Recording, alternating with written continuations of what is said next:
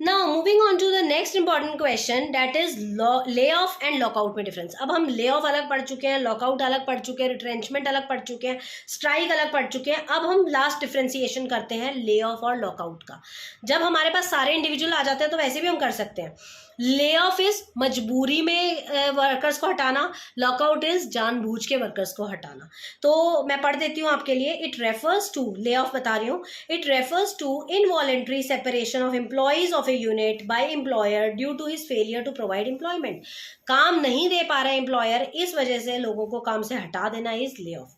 Lockout का मतलब है refusal of employer to continue the employ the workers despite any intention to close the unit. उसका unit close करने का intention तो नहीं था, मगर फिर भी उसको करना पड़ रहा है क्योंकि वो वर्कर्स को हटाना चाहता है। ले ऑफ में प्रोसेस क्या है? Here employer refuses to give employment to the employee for specified reason, but lockout में वो कोई स्पेसिफाइड रीजन उनको नहीं देगा। फिर नेक्स्ट इज लेबर से काम करने से ब्रेक देना मजबूरी में इज ले ऑफ, और लेबर को निकालना किसी नाजायज डिमांड की वजह से उसको लॉकआउट कहते हैं। Declaration, employer declares lay off under specific circumstances, but इसमें it is declared due to industrial dispute.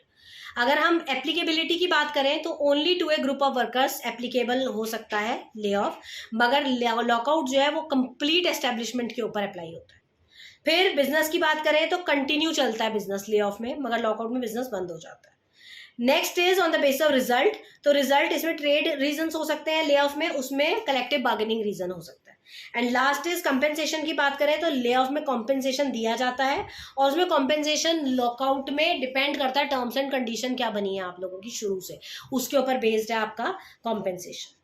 Next topic is picketing. What do you mean by picketing? Picketing हमने छोटी क्लासेस में बहुत बार पढ़ा है। पिकेटिंग का मतलब होता है पीसफुली किसी जगह पर जाकर अपना बैठ जाना, ठीक है, या घूमते रहना, या काम ना करना, और औरों को भी इन्फ्लुएंस करना अपने साथ स्ट्राइक करने के लिए।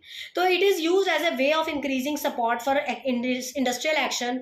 It is where workers involve in industrial action attend a workplace, जाते हैं अपने काम की जगह पर, फिर सपोर्ट मांगते हैं लोगों का। They might be communicating information और प्रिसाइडिंग अदर्स, दूसरों को कोशिश करते हैं परसुएड करने की, and not to carry on the business. वो कहते हैं कि तुम काम ही मत करो, हमारे साथ आके मिल जाओ पिकेटिंग में। It is a practice of standing, marching, sitting, lying, patrolling, कुछ भी हो सकता है, कैसे भी कर सकते हैं पिकेटिंग। आपकी फिजिकल प्रेजेंस रहती है मगर आप काम नहीं करते हो, और ये बहुत ही पीसफुल मेथड है प्रोटेस्ट करने का, ठीक है।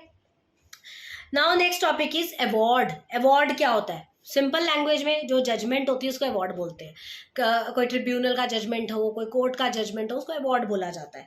तो सेक्शन 10 डिफाइन करता है, it is as an interim और final determination of any industrial dispute और any question relating thereby any labour court, industrial tribunal और national tribunal, and includes an arbitration award made under section. The judgement of the arbitrator is known as award. Who is an arbitrator? अभी हमारा arbitration का paper हुआ नहीं है, इसलिए आप लोगों को पता नहीं होगा आर्बिट्रेटर कौन होता है।